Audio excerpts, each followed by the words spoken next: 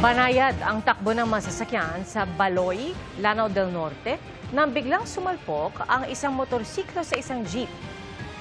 Sa isa pang video, makikita nag-overtake ang rider bago bumangga sa jeep sa kabilang lane. Nagpapagaling na sa ospital ang rider at sinusubukan pang kunan ng pahayag ang mga sangkot sa aksidente. Lubog pa rin sa baha ang ilang lugar sa Mindanao matapos ang walang tigil na pag-ulan. Sa Davao Occidental, nawasak ang bahagi ng dalawang tulay dahil sa ragasan ng tubig sa ilog. Nakatutok si Efren Mamak ng GMA Regional TV. Malakas na ragasa ng baha ang bumungad sa barangay Bagumbong sa Mamasapano, Maguindanao del Sur. Ang mga kalsada, ilang araw ng lubog sa baha dahil sa walang tigil na ulan. Pati mga bahay, pinasok na ng tubig. Pahirapan din ang mga sasakyan sa pagdaan sa kalsada. Ayon sa mga residente, may ibang barangay na abot tuhod hanggang bewang na ang baha. Ngayong araw po, pangatlong araw na po ng baha sa Mamasapano. So lahat po ng barangays ng Mamasapano sa lubog na po sa baha. Nakaantabay ang mga rescuer at kawani ng MDRRMO sa mga bahaing barangay. Nagsagawa naman ng aerial survey ang Office of Civil Defense sa mga binahang lugar sa Maguindanao del Sur. Nakikipag-ugnayan din sila sa PDRRMO at MDRRMO para ma-monitor ang sitwasyon at makapagbigay ng emergency operations. Bumigay naman ang isang bahagi ng Manguile Bridge at Lawayon Bridge sa Jose Abad Santos, Davao Occidental. Lumakas ang agos ng ilog matapos ang pag-ulan simula kahapon. Hindi madaanan ang dalawang tulay na nagkokonekta sa kanila at sa bayan ng Don Marcelino. Yung mga approach niya kasi hindi siya sementado. Yung gawa ng DPWH kasi is parang nakatambak lang yung lupa, and then because of the mabilis, malakas na agos ng tubig, nadala po yung lupa. Nagsagawa na ng clearing operation sa lugar. Payo ng LGU sa mga motorista na maghanap muna ng alternatibong ruta para makatawid. Sa ngayon, nagsasagawa na sila ng assessment para agad itong masolusyonan. Bukod sa mga naputol na tulay, nawalan rin ng kuryente sa buong bayan. Ayon sa Pag-asa, ang mga ulan sa Mindanao ay epekto ng pag-iral ng Intertropical Convergence Zone o ITZZ.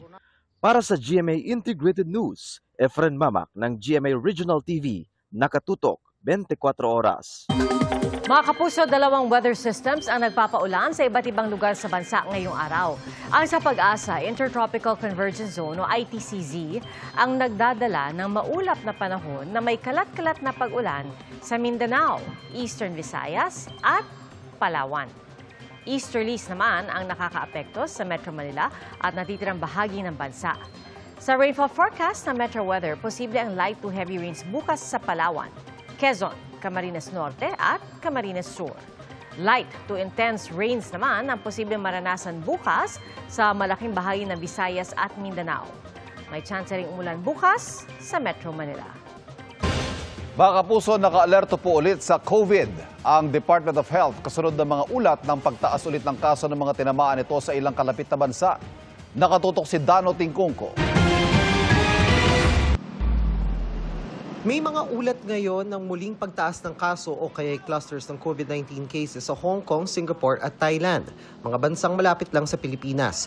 Pero sa isang pahayag, sinabi ng Department of Health na wala pang nakikitang rason para maalarma. Katunayan daw, bumaba ng 87% ang bilang ng mga kaso at nasawi sa COVID sa bansa ngayong taon as of May 3, kumpara nung isang taon. Pero minomonitor daw nila mga trends sa COVID at nakikipag-ugnayan sa mga counterparts sa ASEAN.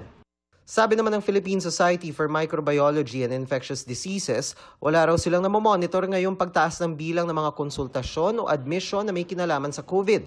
Pero bili ng PSMID, ipagpatuloy pa rin ang mga nakagawi ang hygiene measures kontra COVID tulad ng paghuhugas ng kamay, pagtakip ng ilong at bibig kung uubo o babahing, paggamit ng face mask at tamang pagtapon ng nagamit ng tissue. Ayon naman kay Dr. Jose De Grano ng Private Hospitals Association of the Philippines Incorporated, wala raw sa ngayong kahit anong ulat ng problema sa bed capacity o pagdami ng mga na-admit. Pero hindi rin naman daw kasi lahat ng may flu-like symptoms ngayon ay nako-confine. Kasi normally, pag mga flu-like symptoms lang at wala namang ibang comorbidities, hindi ito immunocompromised, pinapauwi na rin sila. Binibigyan natin ng mga supportive na medications.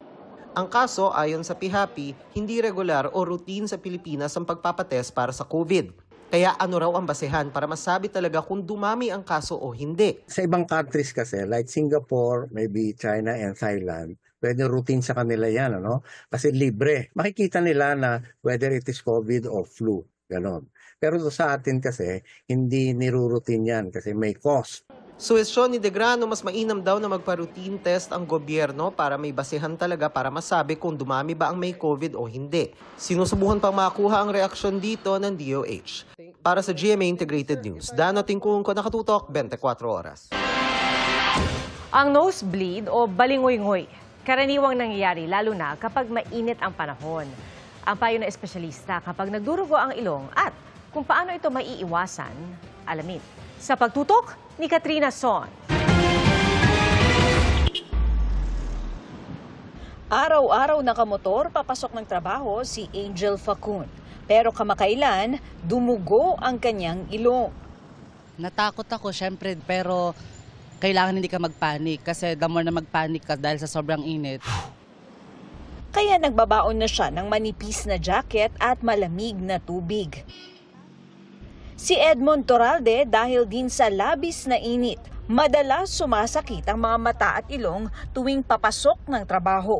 Isa sa mga na-experience ko yung pananakit ng mata, at the same time dito sa may bandang noo. Then yung parang mag-nosebleed ka dito.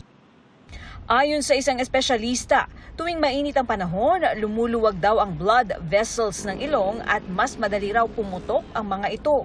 Kapag mainit kasi ang panahon, tumataas yung temperatura ng ating kapaligiran. Matutuyo rin yung hangin dahil dito natutuyo rin yung loob ng ilong natin. Kapag ito ay nagiging manipis tsaka marupok, mas madalas itong mag-crack o pumutok. Kung mangyari ito, ang dapat daw agad gawin, umupo ng tuwid, bahagyang yumuko para hindi mapunta ang dugo sa lalamunan. Sa ganyang posisyon, pisilin ang ilong. Ituloy ito hanggang huminto ang pagdurugo. Pero kung mahigit 20 minuto na at hindi pa yan maaampat at may ramdam ng hilo, panghihina, pamumutla o hirap sa paghinga at lagnat, agad magpakonsulta sa doktor. Bukod dyan, iwasan ang pagsinga ng malakas, no? Iwasan ang pagkamot o pagkutkot sa loob ng ilong. Ugaliin po natin mag-hydrate. Meaning, uminom po tayo ng maraming tubig para hindi matuyo ang mga mucous membranes. Kung madalas matuyo ang ilong, maaari raw gumamit ng saline nasal spray at iwasan ding mababad sa matinding init ng panahon. Para sa GMA Integrated News, Katrina Son, Nakatutok, 24 Oras.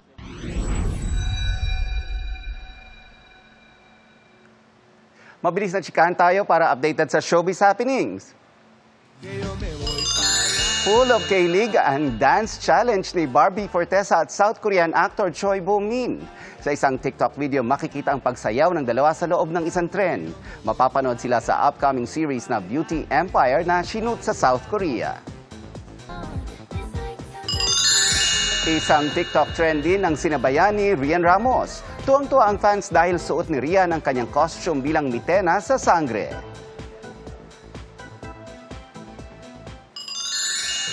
Black eye naman sa kanang mata ang inabot ni Solenn Heussaff. Pero don't worry dahil aksidente lang siyang na-headbutt ni Maylise habang natutulog. Biro ni Solenn, next time matutulog siya ng naka-helmet.